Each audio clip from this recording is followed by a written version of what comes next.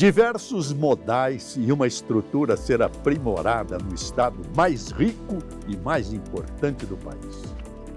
Se o Brasil não é para amadores, como certa vez disse Tom Jobim, São Paulo certamente carrega em suas rodovias, ferrovias e rios a necessidade e a responsabilidade de representar 31,5% do PIB brasileiro.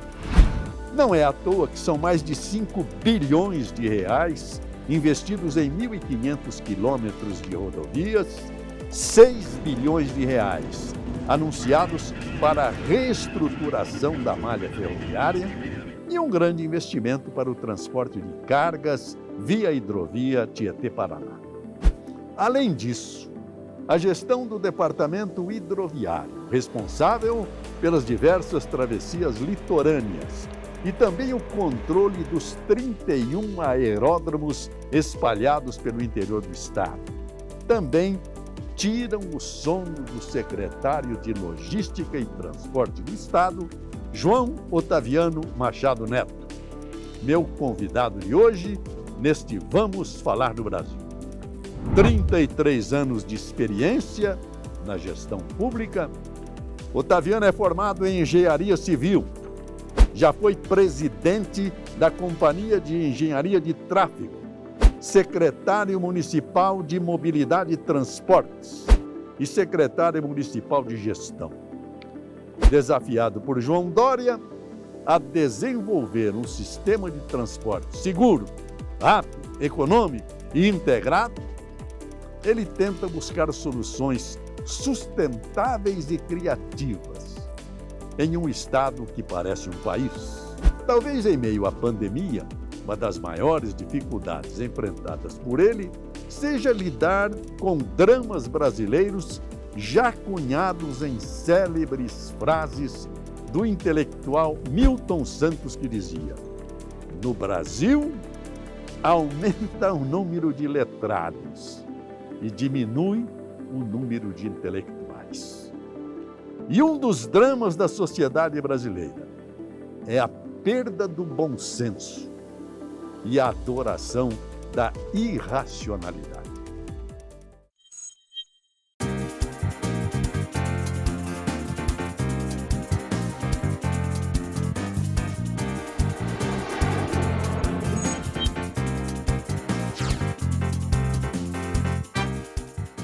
Senhores internautas e telespectadores, hoje o nosso programa Vamos Falar do Brasil tem a alegria de trazer aqui uma das figuras mais importantes da administração pública deste estado.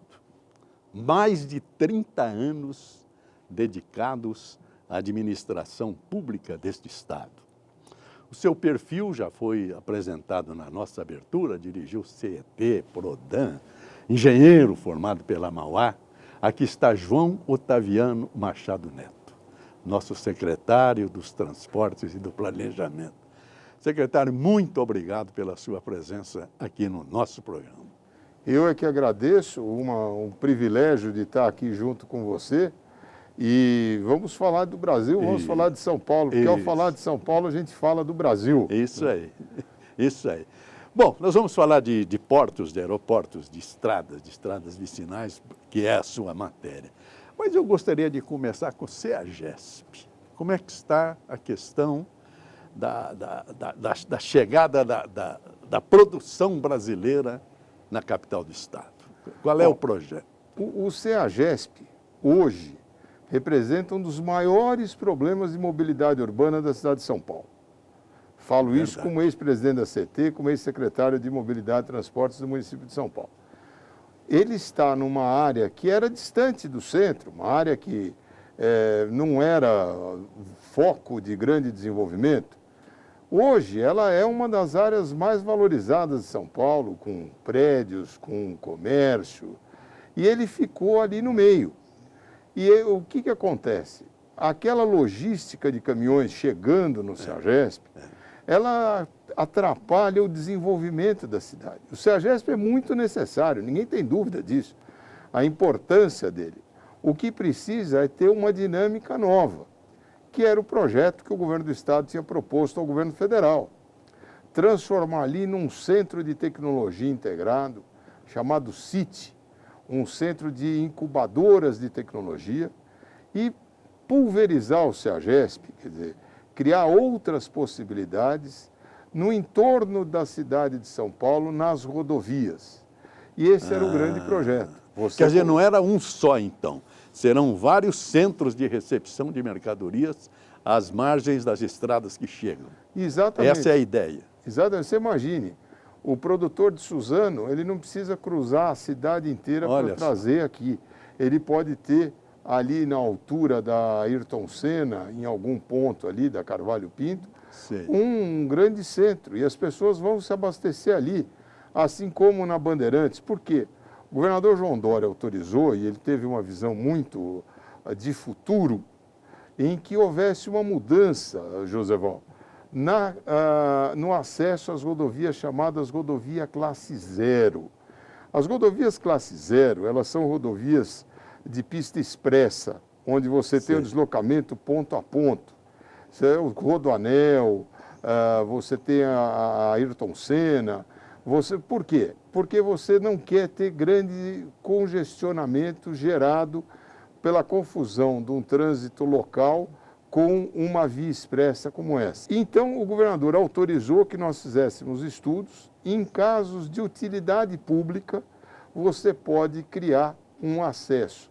Um CEAGESP, um centro de abastecimento de commodities agrícolas, como é o CEAGESP, ele é de utilidade pública. Então, há um entendimento de que, nesses casos, é feita exceção. Então, a ideia é que você tivesse vários, para que você aumentasse a capacidade de abastecimento, não só da cidade de São Paulo, mas de toda a região metropolitana. Esse é o grande projeto com a saída do CEA. Infelizmente, houve uma mudança no entendimento do governo federal. Mas por que governo federal, se o assunto é São Paulo? Porque o CEAGESP é do governo federal. Ele foi dado em pagamento pelo governador Mário Covas, quando foi feito um acerto da dívida do Estado de São Paulo com a União. O governador Mário Covas, você vai se lembrar, pagou com a FEPASA, pagou com o CEAGESP. Então, desde lá, o CEAGESP passou a ser um órgão federal, regido pelo Ministério da Agricultura e Abastecimento, e ele é um órgão regulado federalmente, né, de forma que nós não temos gestão sobre o CEAGESP. Mas se São Paulo vai construir vários CEAGESPs, pelo que eu entendi, por que tem que ainda depender do governo federal? Para construir os novos, nós não dependemos. Né? A ideia era que você pudesse eliminar aquela estrutura do CEAGESP ali naquela região da Vila Leopoldina e melhorar a distribuição com outros centros, né? Visto que não vai acontecer, nós vamos continuar com o nosso projeto de oferecer ao privado que ele possa ter esse empreendimento de novas centrais de abastecimento, fazendo um grande cinturão na região metropolitana. Cinturão de recepção de produto, né? Em toda a região. Bacana. Exatamente. Tá bom. E como é que está isso? Está parado? Não, está andando. Eu estou te dizendo, hoje mesmo a equipe está reunida com os empreendedores, tem 2 empreendedores interessados. Foi publicado no Diário Oficial o ano passado e agora eles estão apresentando projetos e nós estamos avaliando como é que esses projetos se encaixam nas rodovias. Então nós estamos andando. Isso daí, olha, posso te dizer uma coisa, com o governador João Dória não tem nada parado, não tem... É impossível você deixar alguma coisa... Ele não para. Ele não para. O governador ele é incisivo. Se tem um projeto que está no radar dele... Acabou. Eu até vou cometer uma indiscrição aqui. Quando você conversar com o governador... Comete, ele merece. Manda bala. Quando você estiver conversando com o governador e der uma ideia, falar alguma coisa, e ele pegar uma cadernetinha dele no bolso e anotar ali, meu amigo... Resolve fazer, porque se tiver anotar naquela caderneta do governador... Ou você faz, não tem outra alternativa. Secretário Otaviano, vamos falar agora bastante das rodovias aqui de São Paulo, dos pedágios.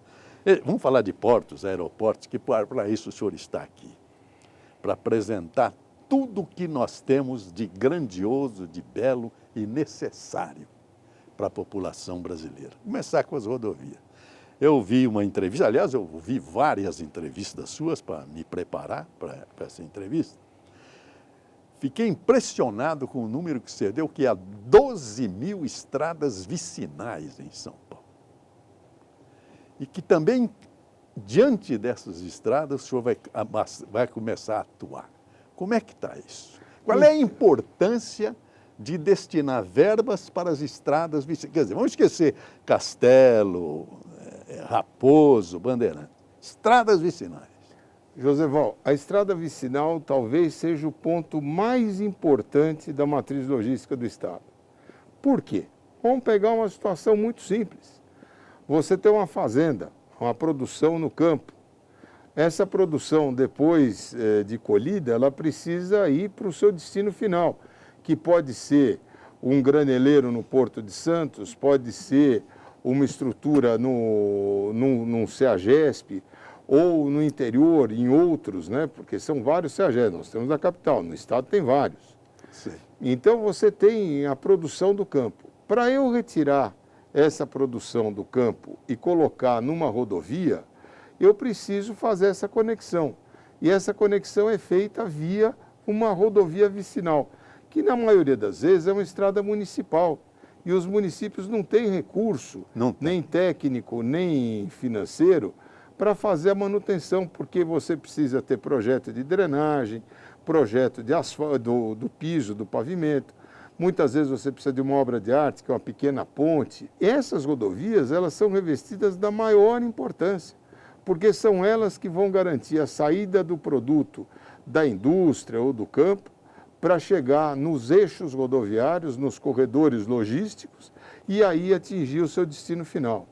São Paulo vai investir agora, o governador João Dória fez uma autorização orçamentária e um projeto que é aí muito caro ao nosso vice-governador, ao Rodrigo Garcia, que é uma pessoa que conhece profundamente o interior e ele sabe da importância dessas rodovias no interior. Então, nessa semana tivemos a abertura de todo esse processo, uma audiência pública do projeto dos vicinais, explicando como é que vão ser, e esse número que você deu, 12 mil quilômetros de rodovias vicinais. 12 mil quilômetros. Que serão, então, atacados em 4 lotes, para que a gente possa ter, entre agora e até o final de 2022, a maior parte dessas rodovias recuperadas, colocadas à disposição da sociedade, fazendo com que a matriz de logística do Estado fique ainda mais robustecida.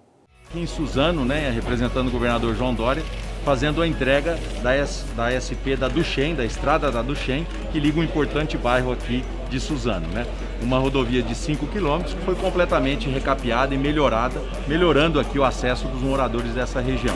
Senhores internautas, eu fiquei impressionado com uma matéria que ele esclareceu, de uma rodovia que ele chamou de PIPA, que é Piracicaba Panorama.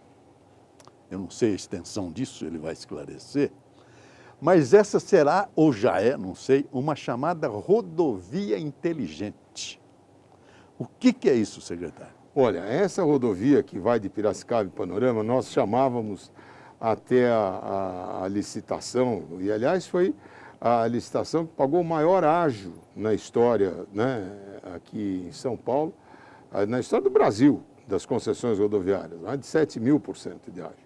E é uma rodovia da maior importância, ela liga um eixo que é Piracicaba até o Rio Paraná em Panorama, certo, passando por toda aquela região ali que você tem de um lado o Rio Tietê, a ferrovia da Malha Oeste ali, e ela vai rasgando aquele rincão todo por Marília até Panorama.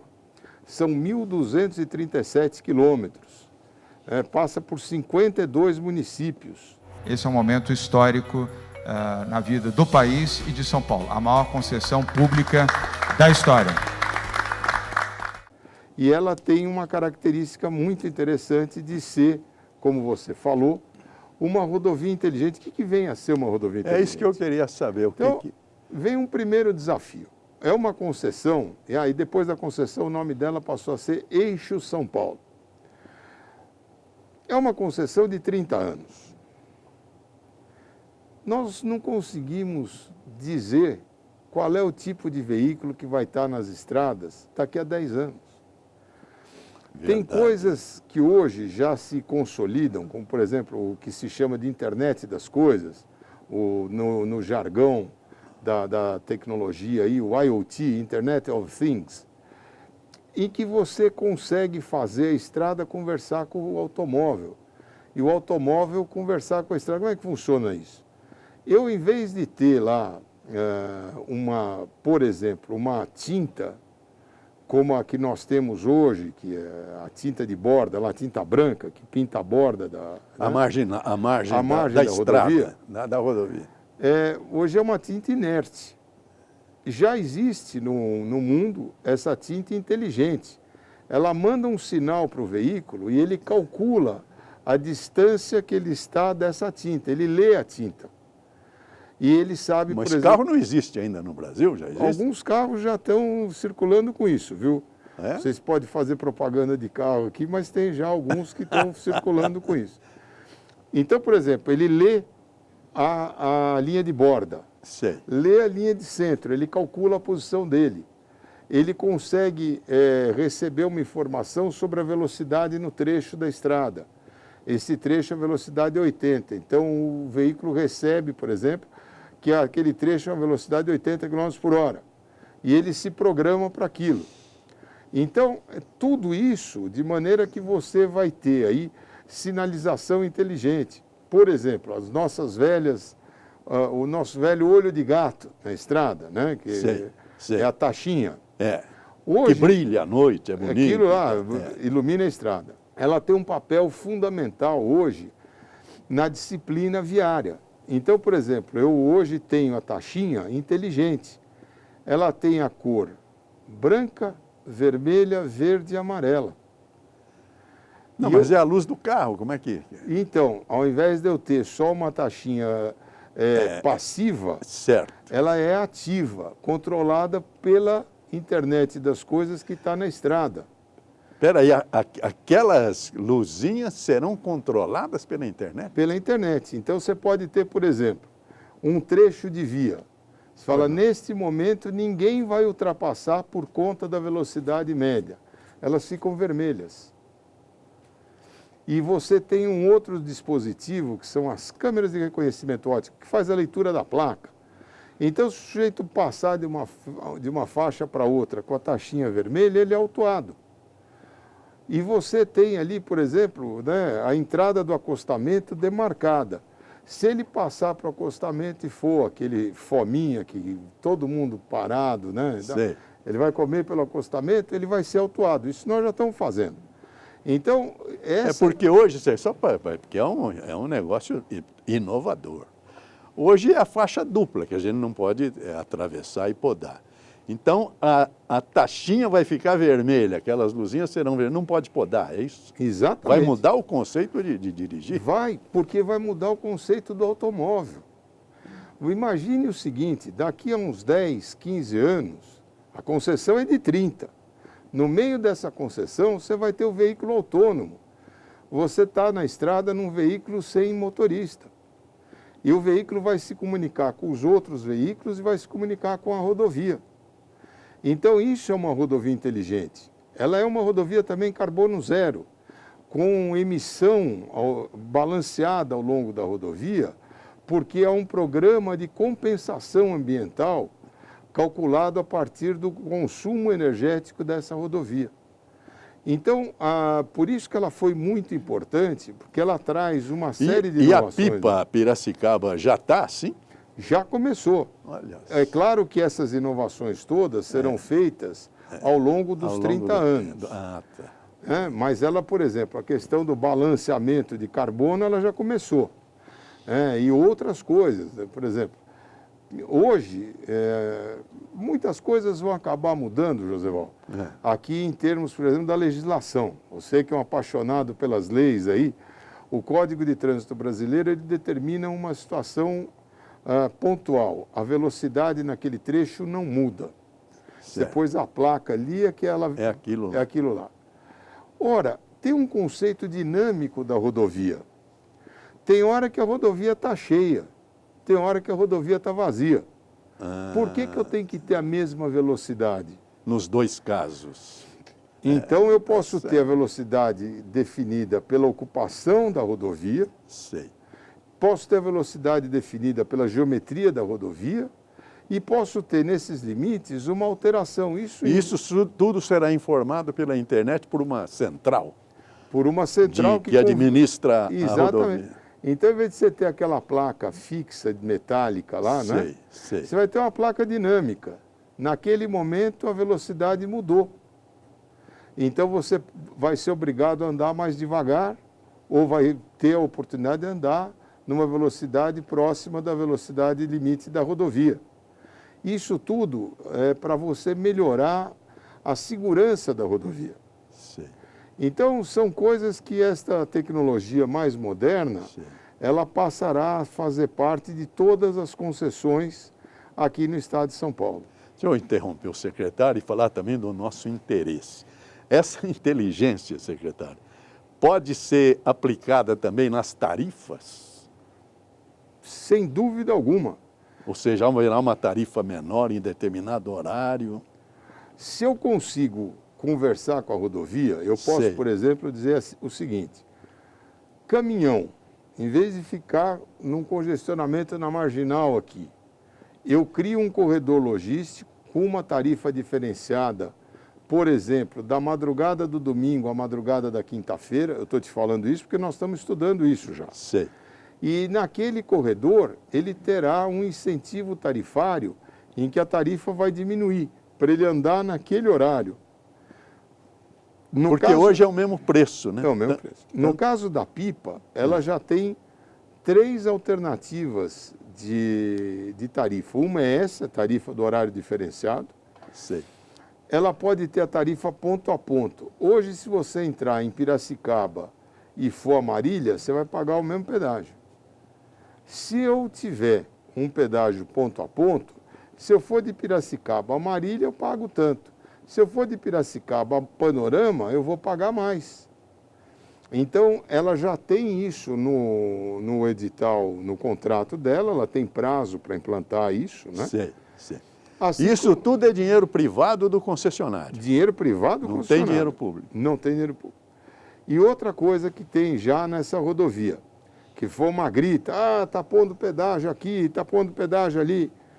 Na verdade, Joseval, essa questão do pedágio, ele é fundamental para você manter a operação da rodovia, ele precisa ser justo, né? O preço do pedágio tem que ser justo, não é nem caro nem barato, é justo. Então, o que tem? Você mora numa cidade, trabalha na outra, e entre os dois tem um pedágio. E todo dia você passa nesse pedágio. Então, a pipa, a Eixo São Paulo, já tem um mecanismo que chama desconto do usuário frequente. Quanto mais você passar ali, menos você vai pagar de pedágio. Vai chegar a 80% Isso é de bom para desconto. os habitantes das cidades vizinhas à estrada, né? Exatamente Que às vezes mora isso. aqui e trabalha lá e tem um pedágio no meio. É exatamente para você. Isso vai poder mudar, então? Já começou. Isso já entra agora dentro dos critérios da pipa.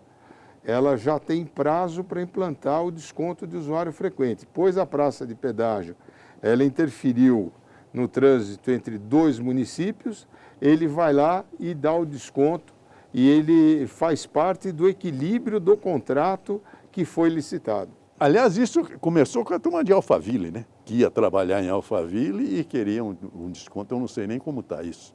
Tem uma tarifa menor naquele bolsão. Então já existe essa prática. Mas não tem ainda como é o usuário frequente. No Sei. futuro, eu acho até que vai ter isso. Sei. A malha rodoviária é do Brasil, não é do estado de São Paulo. Embora São Paulo tenha a mais perfeita malha rodoviária do nosso país, é evidente que isso se entrosa com o Brasil inteiro. Quer dizer, os produtos não vêm das vicinais de cá, vêm da Bahia, vêm de todo lugar.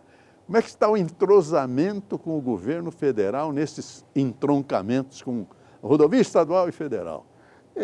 Já existe Se isso? você olhar São Paulo, o estado de São Paulo, nós temos 4 rodovias federais que cruzam São Paulo. Você tem a Dutra, que é a mais famosa delas, Sim. a Fernão Dias, a Sim. Regis Bittencourt, Vai para Curitiba, e sul. depois uma que cruza lá na altura de Araçatuba, São José do Rio Preto, que é a Transbrasiliana, a BR-153. Ela Sim. cruza ali, vai até Goiás e tudo. Sim. É uma rodovia muito importante. O que tem acontecido, Joseval, que é um motivo até de uma busca nossa do diálogo com o governo federal? A dinâmica das cidades, né, o crescimento das cidades, acaba muitas vezes por fazer com que uma rodovia dessa se transforme numa marginal da cidade. Então, o cidadão... E arrebenta o trânsito local. Pronto, ele vai sair de um lado da cidade para ir para o outro, em vez dele ir pela mobilidade urbana da cidade, ele pega a rodovia, sai aqui e entra ali na cidade. Então, ele tem um congestionamento na rodovia gerado pelo trânsito local. Trânsito local. Então, qual é a grande discussão que nós estamos propondo? Nesses casos, há que se ter um investimento para se criar as marginais e adequar o projeto dessas rodovias à realidade dos municípios por onde elas passam. Olha a Dutra em Guarulhos, né? Olha a Fernão Dias aqui, próximo de Atibaia, próximo de Guarulhos. Você tem a necessidade de mudar este conceito. E isto é, a Transbrasiliana, essa BR-153 é o que eu te falei, pega o trecho dela em São José do Rio Preto. Ela é uma via urbana. Ela passa por Rio Preto, cruza com o Washington Luiz e passa ali por Rio Preto. Caminhões e caminhões. Caminhão, Passando dentro da carro, cidade. aí o sujeito sai, pega um trecho, volta para a estrada. Então, o que precisa é ter um bom diálogo com o governo federal para que a gente possa pensar... E está fácil, né? Esse bom doutor, diálogo está fácil. Nossa Senhora. É difícil a gente conseguir despolitizar esse momento. Não tem nada a acrescentar, a não ser, talvez, que isso aí invade também o princípio fundamental da liberdade, que é o direito de ir e vir. É a caminhada do cidadão que pode ser atrapalhada por um desencontro de ideias entre o governo federal e o estadual, não é, secretário? Exatamente. Esse é o problema. Nós vamos voltar dentro de instantes. Os senhores viram que nós temos muita matéria para apresentar e, como eu disse, um profundo conhecimento de toda essa questão da mobilidade de carga e pessoas no estado de São Paulo. Dentro de instantes.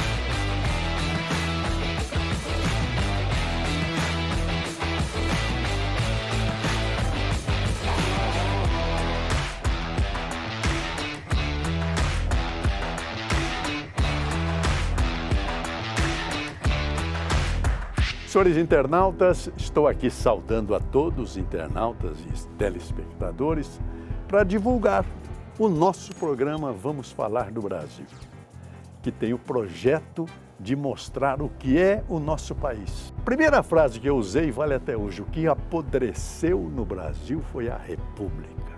A nação continua incólume, intacta. Nossos artistas, nossos industriais, nossos agricultores, nossas mulheres, todos constroem essa nação com orgulho e com grandeza. E com um detalhe curioso, todos os grandes nomes que aqui vieram para enriquecer o nosso programa citam uma frase impressionante: as empresas são as pessoas. Mais do que o produto, as empresas são as pessoas e se valorizam as pessoas. Por isso que eu vou mostrar para os senhores como para nós também o programa são as pessoas. Eu vou citar as pessoas que já vieram. Veja bem, começou com o governador João Dória, deixou o Palácio do Governo e veio aqui para abrir o programa Vamos Falar do Brasil. José Walter, você tem razão. Educação e saúde são duas prioridades tão óbvias que devem fazer parte das prioridades de qualquer governo, estadual, municipal e federal. E acho que ele sabe o que está falando. Também veio Gustavo Junqueira, o nosso secretário da Agricultura. A Secretaria da Agricultura é a mais antiga secretaria do governo do Estado de São Paulo, né? Vem de 1892 e era uma secretaria de desenvolvimento econômico. Também veio figura extraordinária, Dr. Luiz Henrique Mandetta. Europeu, eles todos são sistemas já de muitos anos e o Brasil na primeira infância, vamos dizer assim, no sistema de saúde. Também veio o ex-ministro, que eu considero ministro da Agricultura, Roberto Rodrigues, que vai nos dar um show da história da vida e da natureza. Daqui a pouco vão ter colhedeiras andando na roça, colhendo 3, 4 colhedeiras manejadas por um único operador no escritório, via satélite.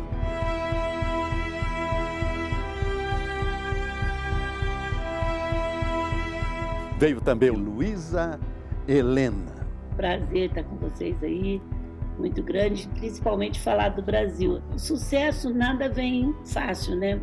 E ninguém tem sucesso, você está de sucesso. Também veio Raquel Sherazade. Joseval Peixoto. Muito obrigado pela sua presença. Muito obrigada Raquel, pelo convite. Essa é a primeira entrevista que eu dou depois de sair do SBT Brasil. Como os senhores veem, também para nós, as empresas e os programas são as pessoas. Vamos falar do Brasil.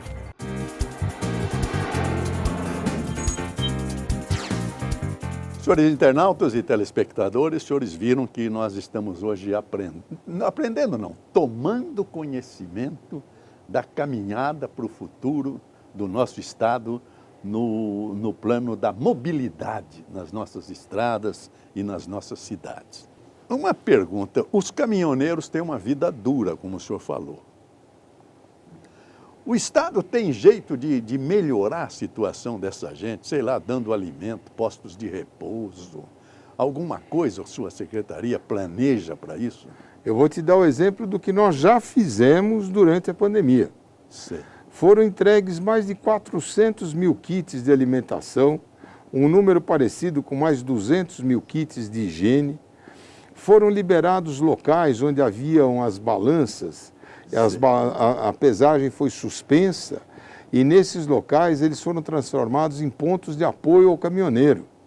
E nós estamos trabalhando agora para aumentar, uma vez que volta a pesagem à sua condição normal, nós estamos trabalhando agora para aumentar postos de acolhida ao caminhoneiro nas rodovias, com segurança, com tranquilidade. Em breve nós vamos apresentar aí algumas alternativas que existirão nas rodovias paulistas, né? Mas durante essa crise o governador João Dória determinou que nós mantivéssemos no ano passado, durante todo o pico da pandemia, esse atendimento. Eles foram vacinados contra a gripe nas estradas. Os caminhoneiros? Os caminhoneiros. Nas estradas foram vacinados? Nas estradas. Uma série de outras questões, por exemplo, esses dispositivos de pagamento eletrônico foram ofertados aos caminhoneiros mais de 60 mil gratuitamente, com um prazo de carência de 6 meses. Quer dizer, então, nós estamos muito atentos, né? E o governador João Dória é muito sensível a isso, e ele cobra sempre que haja uma política de respeito aos caminhoneiros, né? Por isso que eu acredito que a gente em breve vai trazer aí boas notícias aos caminhoneiros que passam pelas rodovias paulistas. 2 assuntos agora desse mesmo, dos caminhoneiros. Primeiro, os acidentes nas estradas de São Paulo.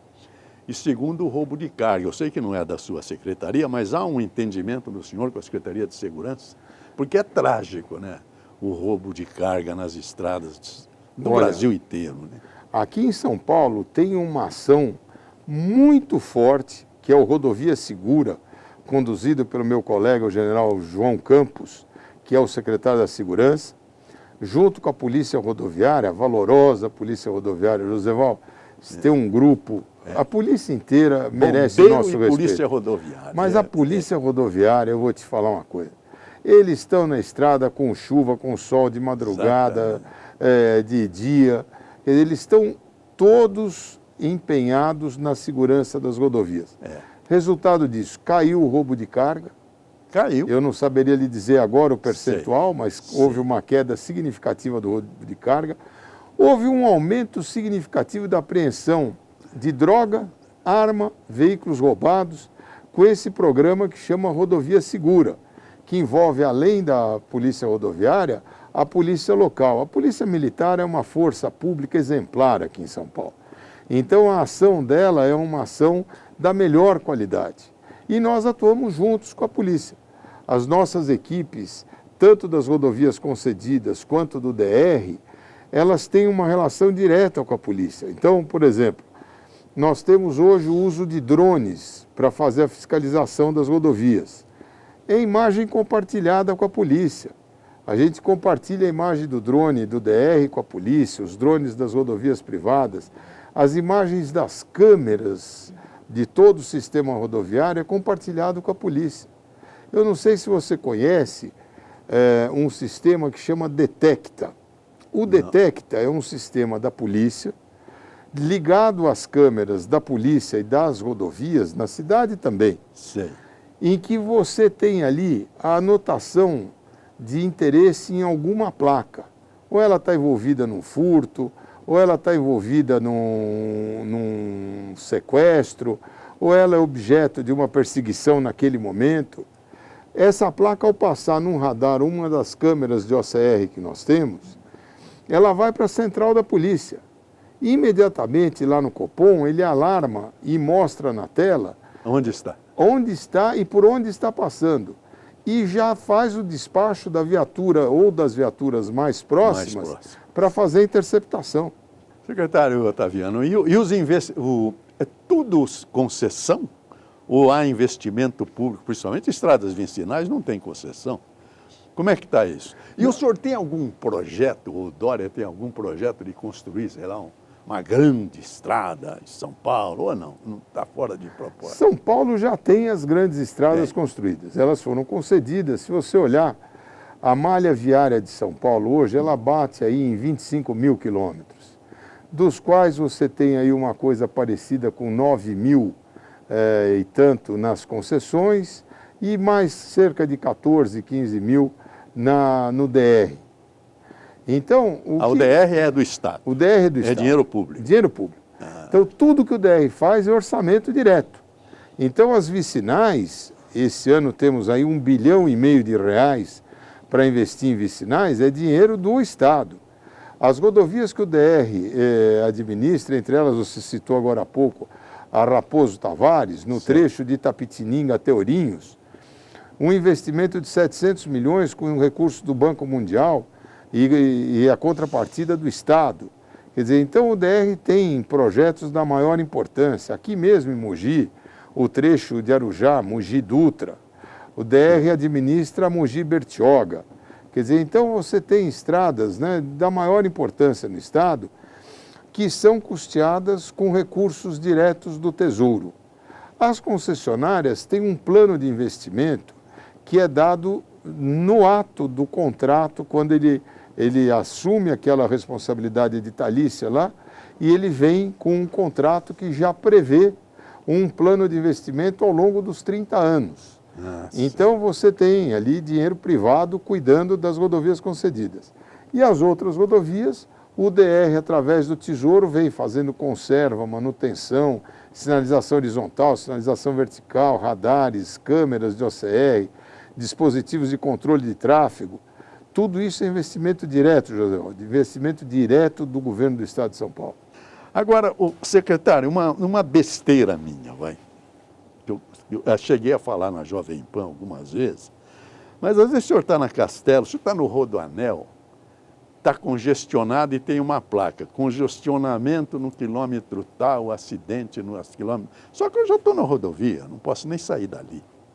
Não há uma possibilidade, por exemplo, na entrada do Rodoanel, onde quer que seja, no Embu, lá à frente, na Bandeirantes, na Anhanguera, a informação desse acidente para que o motorista possa cair fora, não entrar. Já que a tecnologia é tão perfeita, não era possível a informação na porta de entrada do Rodoanel e também das rodovias. Se em Sorocaba vai pegar a Castelo Branco, já tem a informação, ó, lá no quilômetro tal tem um acidente. Então ele vai pela Raposo.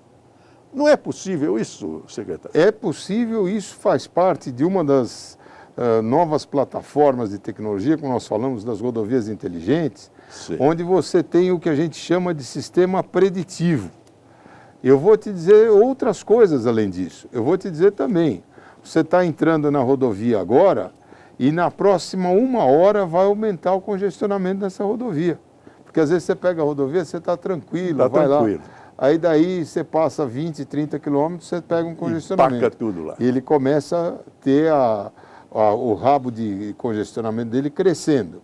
Então, os sistemas preditivos, que é um sistema computacional conhecido aí como computação cognitiva, ele é a nova fronteira da gestão das rodovias. Então, quando você fala de uma rodovia inteligente, você vai ter isso também. Você vai ter isso e mais do que isso, você vai precisar ter alternativas.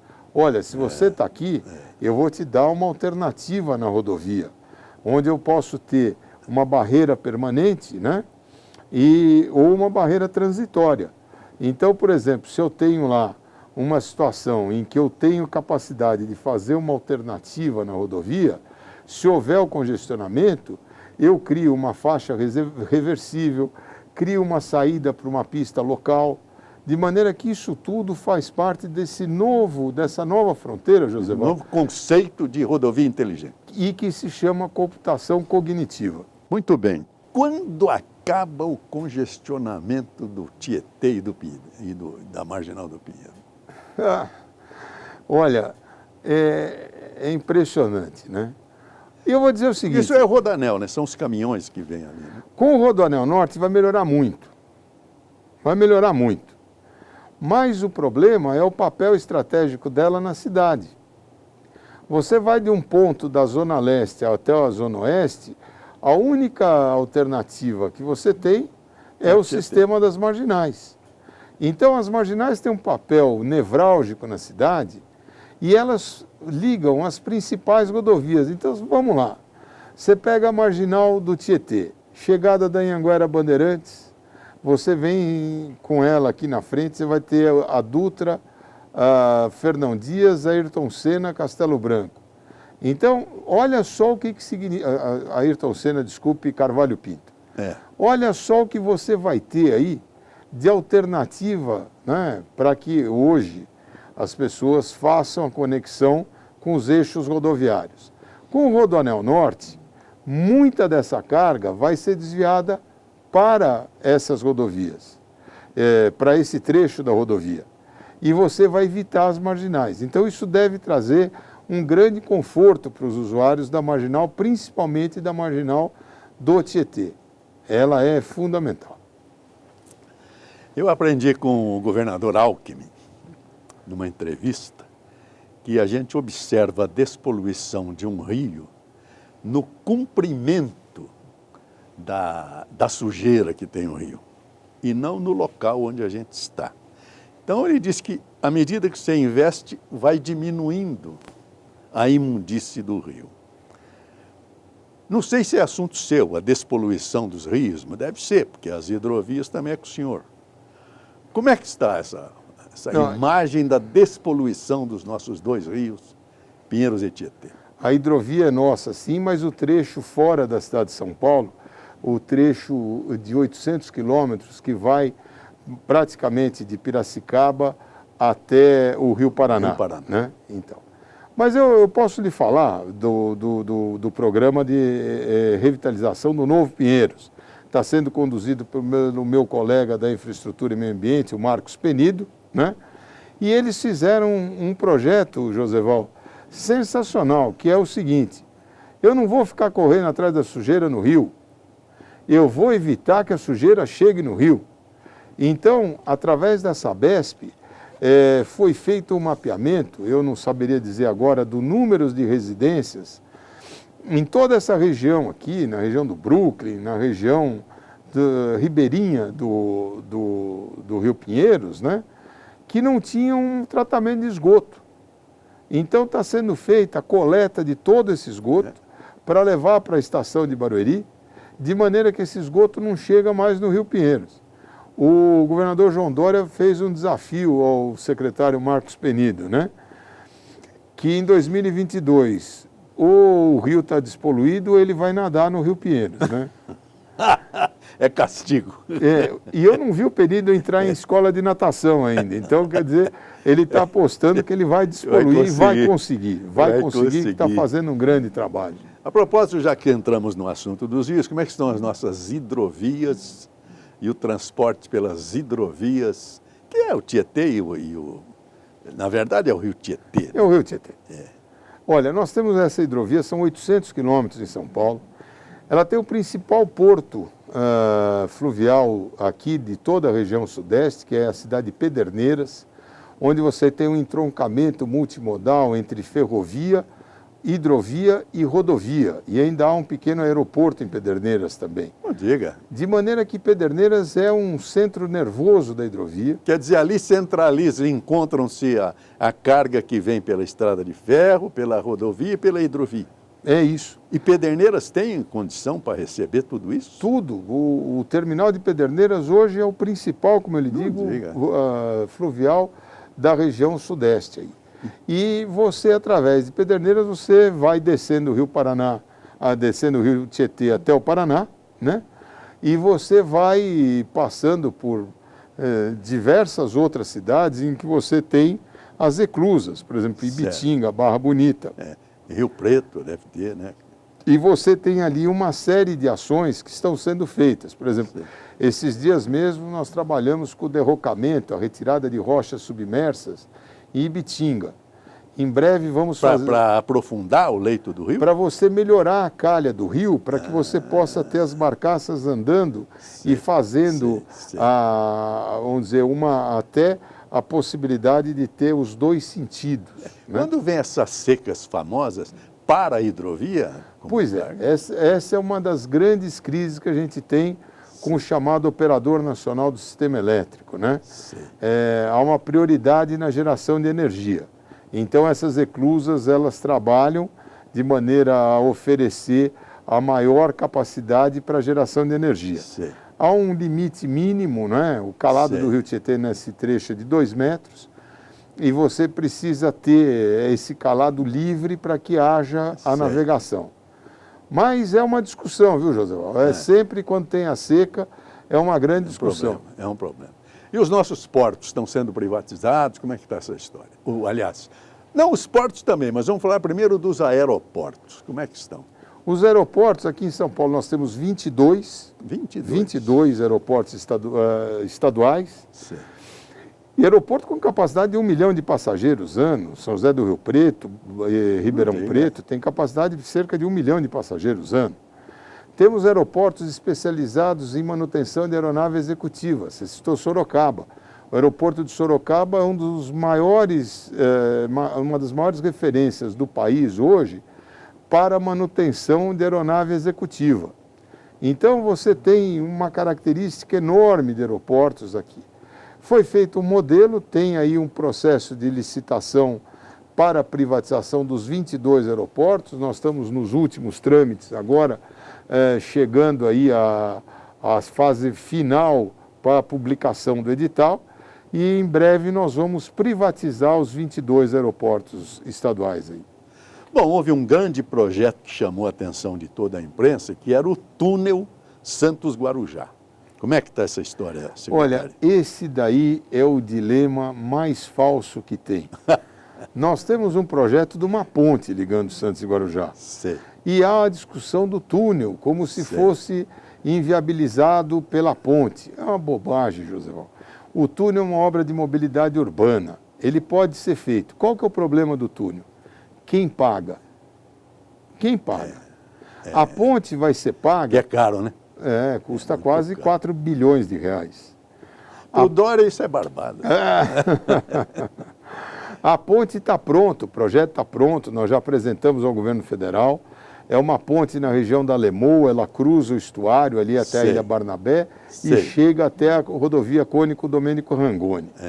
É uma ponte maravilhosa, tem um vão de 750 metros, uma ponte pênsil, e ela tem aí uma característica logística de ligar a margem esquerda e a margem direita do porto, de maneira que você possa ter o trânsito entre as duas margens de carga. O caminhão hoje que sai ali de Santos para chegar até o Guarujá, ele tem que passar ali pelo Cubatão, ele leva 1h30, 1h40. Com a ponte ele vai fazer isso em 30 minutos. Olha. O túnel, ele é uma obra de mobilidade urbana, fundamentalmente para automóvel, ônibus, pedestre e ciclista. A questão é, quem paga essa conta do túnel? A conta da ponte vai ser paga pelo usuário, principalmente Certo. pela carga que roda na ponte. Agora, essa daqui não tem uma equação que deixe Certo. sustentável o túnel. Nem dá para pôr um pedágio no meio do túnel, né? Você vai, mas tem um pedágio da entrada do túnel dos dois lados. Ainda assim, se você considerar a tarifa média da balsa e da rodovia, você vai levar mais de 100 anos para amortizar o investimento do túnel, baseado só na tarifa. Então, o túnel, ele é do ponto de vista de engenharia, não tem problema nenhum. O problema dele é econômico. Como é que você põe de pé do ponto de vista do funding dessa operação? Secretário, nós já estamos chegando ao final, mas eu vou pedir licença ao nosso diretor, Hélio Sileman, porque eu deixei a ferrovia para o final. A ferrovia de passageiros em São Paulo foi destruída, não existe mais. Nossas ferrovias hoje são cargas, né? E o povo tinha orgulho da sua paulista, da sua sorocabana, da araraquarense, da mogiana. Senhor, há alguma perspectiva de voltar, por exemplo, o trem intercidades, São Paulo-Rio, São Paulo-Campinas? Como é que está isso, secretário? Olha, o projeto concreto que nós temos aqui, ele é tocado pelo meu colega Alexandre Baldi, da Secretaria de Transportes Metropolitanos. Mas por que do Baldi? Não é... Porque o Baldi cuida de transporte de pessoas. Eu até brinquei com o governador, no começo do governo, o governador... Eu pensei que fosse só São Paulo. Não. Ele cuida de transporte metropolitano no estado inteiro. Eu até brincava com o governador o seguinte, no começo o governador ainda não definia bem o limite da Secretaria do Baldi e da minha. Eu falava, é muito fácil, governador. Você olha para o Baldi, moço, bonito, elegante, é gente, pessoa. O senhor olha para mim, mais velho, pesado, é carga. Então eu cuido de carga, o Baldi cuida de gente. Então o trem intercidades... A estética é com ele. A estética é com ele. O trem intercidades é uma ligação de São Paulo a Campinas, com o trecho São Paulo-Jundiaí, onde você já tem hoje a CPTM atuando. E ali há um projeto em que você vai resolver o problema de segregação do trilho de passageiro do trilho de carga, para que você possa ter essa ocupação direta. Então, o único projeto de passageiro que tem hoje de verdade é esse, porque os demais, eles não tiveram, por conta de toda essa mudança do modal de transporte que privilegiou ao longo dos últimos 50, 60 anos, a questão do automóvel, a dinâmica da ferrovia foi diminuindo. Só que ela passa a ter um papel importantíssimo em carga. Hoje, em São Paulo, você tem o investimento da Ferronorte, tem o investimento do ramo chamado Malha Oeste da ferrovia, que também vai até Panorama, captar carga no Rio Paraná e trazer para o Porto de Santos. Tem um grande hub ferroviário, um grande centro ferroviário em São Paulo, em Americana, onde você dali consegue distribuir cargas para o Estado e principalmente organizar a chegada de carga de granel, que é o grande uso da ferrovia hoje, para o Porto de Santos. Então, você tem na ferrovia, na questão de carga, uma grande alternativa do crescimento da mobilidade de carga no Estado de São Paulo. E o investimento ferroviário no Estado de São Paulo esse ano deve superar aí os 7 ou 8 bilhões de reais, para que isso tudo é privado e é gerido pelo governo federal. De novo, aquela questão de Estado, seria tão bom se a gente tivesse uma visão de que isso é investimento para o Estado e houvesse um diálogo maior para que o Estado de São Paulo pudesse participar dessas discussões da malha ferroviária que corta o Estado e é tão importante. Bom, eu falei em ferrovia, porque outro dia, vendo uma televisão europeia, eu vi o trem-bala da Espanha. É um negócio tão fantástico que tem sensores nos trilhos. A velocidade é a velocidade de Fórmula 1, 360 quilômetros, vai de Barcelona a Madrid em 2 horas. O trem, o secretário chegou a falar nisso nas rodovias inteligentes, com esses sensores, o trem, quando se aproxima de uma curva, independentemente do motorneiro, do maquinista, ele mesmo diminui a velocidade. Uma senhora, na matéria, fez uma declaração. Ela falou, eu estou aqui a quase 400 km por hora, de pé, sem cinto de segurança, e a minha mãe está tomando um café aqui no restaurante. E eu, secretário, sou um homem que nasceu praticamente às margens da estrada de ferro Sorocabana. Quando ela começou a ser construída, meu avô foi para lá, onde havia os ranchos dos funcionários para lançar os trilhos da estrada, e montou seu primeiro boteco. Ele era português. Hoje, na história de São Paulo, ele é o fundador da cidade de Rancharia. Por isso que eu fiz essa questão, porque eu morei nessa região.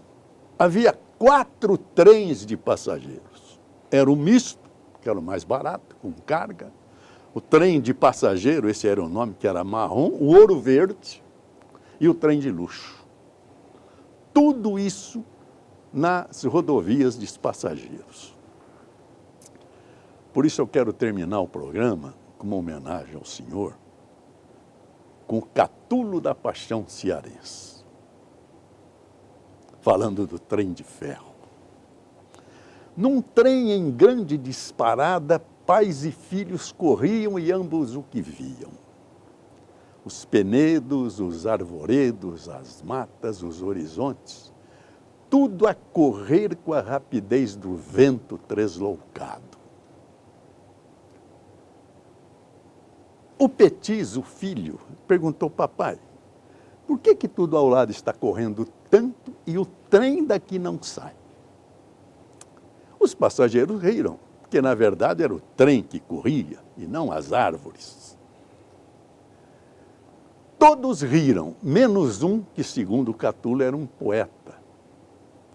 E ele falou, os senhores têm que compreender a ilusão do menino iludido. A nós também, muitas vezes, a mesma coisa tem acontecido. Quando exclamamos, como é que o tempo passa tão ligeiro? E nós é que passamos. Secretário, muito obrigado pela sua presença, pela esperança que nos deu com o futuro dessa mobilidade em nosso Estado. Muito obrigado, secretário João Otaviano Neto. Eu agradeço, um privilégio estar aqui. E como eu disse, né, poucas vezes na vida a gente tem a oportunidade de estar diante de um ídolo. E para mim, você que participou da minha infância, da minha juventude, no meu ouvido e na minha mente, quando você não tinha imagem e era a sua voz e a sua narrativa que nos fazia enxergar uma série de coisas que nos levavam ao mundo de muita alegria. Então, para mim aqui é uma emoção muito grande poder estar discutindo com você, falando de Brasil, falando de São Paulo, falando de grandes projetos do futuro desse Estado que nos é tão caro. Este é o objeto do Vamos Falar do Brasil.